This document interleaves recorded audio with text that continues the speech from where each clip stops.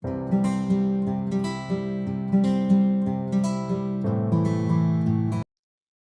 dear children. In this video, we will be learning Shakespeare's Julius Caesar, Act 4, Scene 3. Scene 3 compared to the other two scenes is quite big, so we will learn it in 2 or 3 parts. Before we begin, let's see the summary of the whole scene, that is Act 4, Scene 3. In this scene, we see Brutus and Cassius continue their conversation within the tents. Cassius complains that Brutus has punished Lucius Pella for accepting bribes. Brutus accuses Cassius of taking bribes by selling official positions to men of little merit. After some argument, Brutus informs Cassius that Portia is dead. Cassius expresses great sorrow. The two leaders agree to advance their armies to Philippi and engage Antony and Octavius Caesar. Then Brutus bids goodnight to Cassius and others. Alone at night, Brutus is unable to sleep. The ghost of Caesar appears and announces that Brutus will see it at Philippi. Brutus decides to march to Philippi for one of the most decisive battles in history. Let's begin. The whole scene is called the choral scene. Brutus and Cassius continue their conversation in the tent of Brutus in Sardis. Cassius explains the reasons, the causes of his annoyance. He says that you have wronged me, death appear in this case. He details the case. You have condemned and noted Lucius Pella for taking bribes here of the Sardians, wherein my letters praying on his side because I knew the man were slighted off. It is clearly evident that Brutus wronged Cassius. In this case of Lucius Pella, that Brutus found Lucius Pella guilty and punished for taking bribes from the Sardians.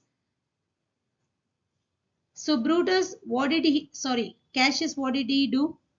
He wrote a letter requesting or pleading on behalf of Lucius Pella. Why did he write such a letter? Because he knew the man. The man here refers to Lucius Pella. Lucius Pella is a friend of Cassius. And how did Brutus respond to these requests? These requests were slighted off. These requests were ignored off. This is the complaint. How did Brutus react to these complaints or accusation? You wronged yourself to write in such a case. Brutus dismisses Cassius' complaint about Lucius Pella by saying that Cassius degraded his own integrity by defending a corrupt man. Corrupt man here refers to Lucius Pella. He is accusing Cassius of compromising justice, and that even asking Brutus to ignore bribery was itself dishonorable. The stand of Brutus shows his strict adherence to principle over personal loyalty. So what did Cassius say? In such a time as this, it is not meet that every nice offense should bear his comment. Cassius argues that in times of civil war, we know that civil war has broken out. It is not practical to punish every small offense. He believes that political survival sometimes requires overlooking flaws. He expects Brutus to overlook such silly flaws. Here, this stand of Cassius shows that he is pragmatic. His version of leadership allows imperfection if it serves the cause. And his ideology sharply contrasts to that of Brutus' idealism. Brutus says, let me tell you, Cassius, you yourself are much content to have an itching palm, to sell and murder your officers for gold to undeservers. Let me tell you, Cassius, you are yourself accused of being corrupt by selling your officers' official positions for gold to whom? To undeservers. This is really a harsh accusation by Brutus. Brutus directly accuses Cassius of being greedy and corrupt, saying that he has an itching palm. Itching palm, the figure of speech used is a metaphor for bribe taking, itching palm. And what did he do with that itching palm? Sells positions of power for what? For gold. To whom did he sell these position offices? To unworthy people, to undeservers, unworthy people. This accusation stings deeply. Brutus is attacking Cassius' honor now, the very thing Cassius is most proud of. Cassius responds, I, an itching palm? You know that you are Brutus that speak this, or by the gods, the speech were else your last. Cassius, how did he react to this accusation? He was shocked. Cassius is furious as well as shocked. He says Brutus is only alive just because he is Brutus. If anyone else accused him like this, that would be the last speech for the person. That means he would kill the person. This shows how personal and dangerous this fight has become. Cassius sees Brutus' words as not just insulting, but a betrayal of trust and an attack on his honor. The name of Cassius honors this corruption, and chastisement doth therefore hide his head. Further he says, Brutus, their association with Cassius, the corrupt people, their association with Cassius makes their corruption seem respectable, and so they escape punishment. Here, Brutus says that Cassius' reputation is shielding him from punishment, chastisement, that people let the wrongdoing slide because of who Cassius is, not because it is right. The single word chastisement is filled with wounded pride and incredulity. Cassius can't believe that Brutus is speaking as though Cassius deserves punishment, chastisement. It reveals how much Cassius feels betrayed and humiliated, not just attacked. He feels humiliated. Remember March? The Ides of March, remember? Did not great Julius bleed for justice' sake? What villain touched his body that did stab, and not for justice?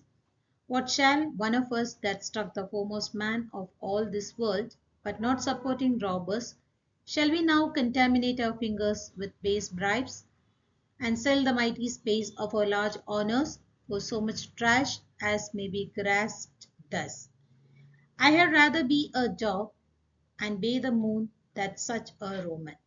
Brutus reminds Cassius of their original motive in assassinating Caesar.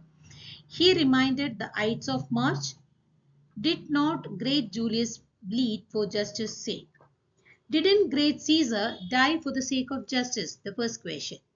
Second question, what villain touched his body that did stab and not for justice? Could there be anyone so villainous as to stab Caesar for any other reason than for the cause of justice?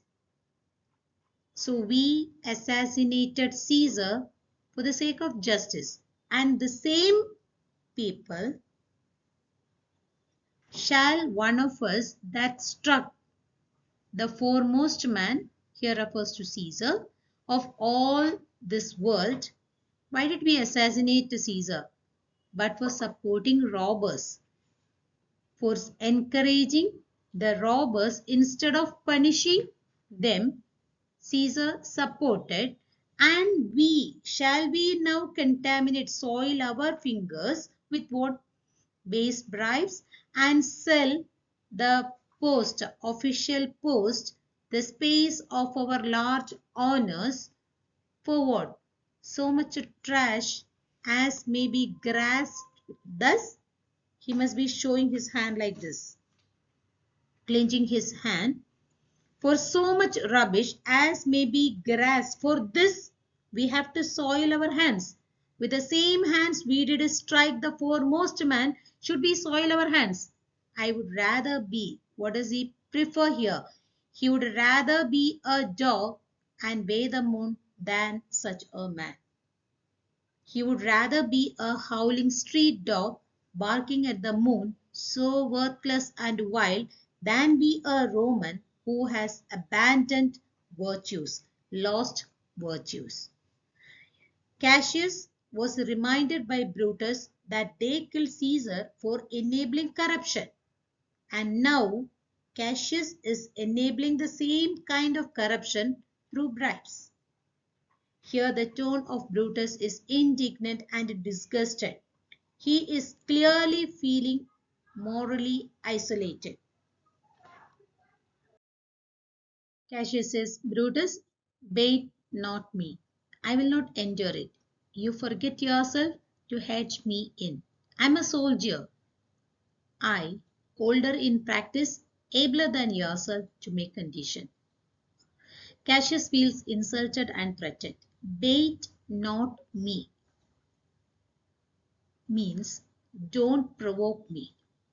He is warning Brutus to back off. He reminds Brutus of his military experience and authority, implying that Brutus is overstepping. To make conditions, abler than yourself to make conditions, suggests that Cassius believes he has more right to dictate terms. He is asserting seniority in both age and war. But how did Brutus take his word? Go to, you're not. Nonsense. You're not Cassius. Cassius says that I am. Again Brutus says, I say you are not. Here we see the sharp exchange is filled with ego and stubborn pride. Brutus denies Cassius' superiority flat out. The repeated I am, you are not, it is like childlike conversation, showing how deep their frustration and resentment run. Now we see in this argument or this conversation, they're not just arguing about corruption anymore. They're just fighting for dominance emotionally and politically. Urge me no more. I shall forget myself. Have mind upon your health. Tempt me no further. Cassius is on the edge of losing control. This dialogue tells us that. Forget myself. I shall forget myself means he might act violently or say something unforgivable. Have mind upon your health is a veiled threat. He wants Brutus to stop or face consequence. The tension here it is thick. We can feel that Cassius trying not to lash out. But Brutus, we see how he responds away, slight man. Slight man here refers to insignificant or small-minded person or an unworthy person. Coming from Brutus, who is usually so measured, this is a massive verbal slap. It shows how disgusted and disappointed he is in Cassius and how personal this fight also. I am experienced. I have the superiority. One person Cassius is claiming and that has been rejected by Brutus. He is not ready to accept whatever Cassius says. Is it possible? Here Cassius is expressing his disbelief. A moment of wounded disbelief it is.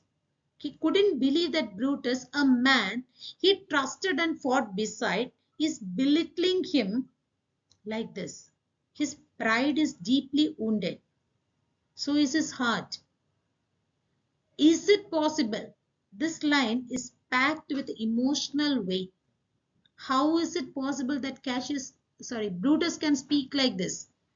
Hear me, for I will speak. Must I give way and room to your rash choler? Shall I be frightened? frightened when a madman stares. Brutus asserts his right to speak his mind, rejecting Cassius' anger as nothing but irrational fury. Rash choler. He accuses Cassius of having a violent temper, that is rash choler, violent temper, and sarcastically he asks the question, shall I be frightened when a madman stares? Sarcastically asks whether he is supposed to be afraid of him just because he gets loud and angry. Cassius couldn't bear this. Oh gods, oh ye gods, must I endure all this? Totally dramatic emotional outburst. Cassius, a man of pride and fire, he feels completely disrespected, unappreciated, misunderstood. He's not just angry now, he's in pain. This is a cry of despair as much as fury, showing his emotional unraveling of their once strong friendship. All this, a more, fret till your proud heart break. Go show your slaves how choleric you are. Make your bondmen tremble. Must I budge? Must I observe you? Must I stand and crouch under your testy humor? By the gods, you shall digest the venom of your spleen, though it do split you. For from this day forth, I will use you for my mirth, yeah, for my laughter when you are waspish. Brutus is fired up and sarcastic throughout the dialogue, mocking Cassius' explosive temper. Your fret till your proud heart break, rage until your proud heart breaks, and go show your slaves how choleric you are. He tells Cassius to go and yell at his slaves if he needs someone to fear him. And make your bondmen tremble, make your slaves tremble. Must I budge? Must I observe you? Must I stand and crouch under your testy humor? He asked. Brutus refuses to be a coward. He says that, must I take notice of you? Must I stand patiently and bow down before your bad temper?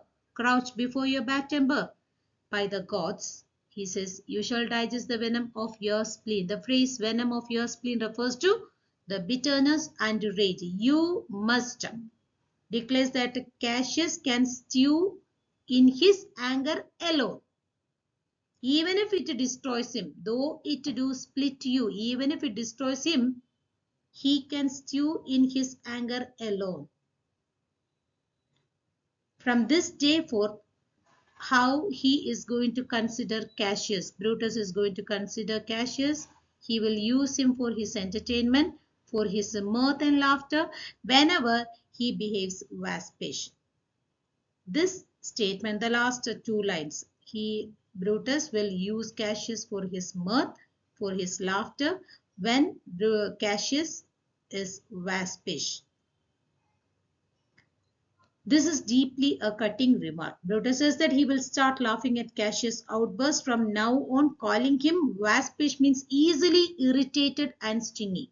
It shows that Brutus no longer sees Cassius as a dignified partner, friend, but as a source of amusement, someone beneath him. For Cassius, a man full of pride, this is a massive blow, this remark. Is it come to this? Cassius couldn't believe. Now we can see the tone is getting reduced. How he was in the beginning, it is slowly getting changed. Is it come to this? It signals to the emotional collapse of the bond he thought was unbreakable. You say you are better soldier, let it appear so. Brutus challenges Cassius' earlier claim of being a better soldier. And he says that let it appear so. You prove it so. Make your wanting true, your boasting, your praising. You are blowing your own trumpet. You just prove it so. You prove that you are a better soldier. And it shall please me well. For mine own part, I shall be glad to learn of noblemen. This is really sarcastic. I would love to learn from such a noble man. It's a mocking flattery. Brutus just really twisting the knife. He is being intellectually cruel, holding Cassius to his own boast and exposing it as bluster. Cassius, you wrong me every way. You wrong me, Brutus. I said an elder soldier, not a better. Did I say better? What correction did he make here? Cassius is now more hurt than angry. He is trying to walk it back, pointing out that he meant he was older and more experienced. He never said better, more experienced, and he never said superior, not superior. He says more experienced. This shows Cassius' vulnerability. The repetition, you wrong me, is almost like a plea, a request. Now we see that he is no longer fighting, trying to preserve what is left in their bond of friendship. If you did also, I don't care. Brutus' tone is icy, dismissive. He does not even bother correcting or clarifying. He just makes it clear he's past the point of caring. He is not bothered about it. This emotional detachment is possibly more wounding than anger. To Cassius, this is like saying, even if you did insult me, you're not more important enough for me to care. It sounds like that. Cassius is deeply hurt and lashes out by comparing Brutus unfavorably to Julius Caesar. When Caesar lived, he does not thus have moved me. Cassius claims that even Caesar wouldn't have dared to anger him the way Brutus is doing now. It's really a big statement. Cassius is saying that Brutus is taking liberties even Caesar wouldn't have, almost accusing Brutus of abusing their friendship. How did Brutus retaliate to this statement? Peace, peace, you durst not so have tempted him. He basically tells Cassius to calm down and stop bluffing. You wouldn't have dared to challenge Caesar like this. He says it's a direct attack on Cassius' bravery, his courage, possibly even his manhood. Brutus is calling him out as someone who talks big now that Caesar is dead, but wouldn't have acted the same face to face. I durst not? No. What? Durst not tempt him? Him refers to Caesar. For your life you durst not. Do not presume too much upon my love. I may do that, I shall be sorry for. This back and forth is full of tension and ego. Cassius can't believe Brutus is questioning his bravery. Durst means dare. Brutus responds with a chilling calm. No, for your life, you wouldn't have dared to challenge Caesar. This is a serious insult. Brutus is saying that Cassius values his life too much to risk it by confronting Caesar. Cassius gives a warning. Don't presume too much upon my love. Even love has its own limits. I may do that, I shall be sorry for. Don't push me just because I care about you. Even love has its own limits. I may do something that I regret. Here we see Cassius is at his breaking point. He's torn between rage and loyalty, between wanting to fight and wanting to forgive. The further part will be uploaded soon. Thank you, children.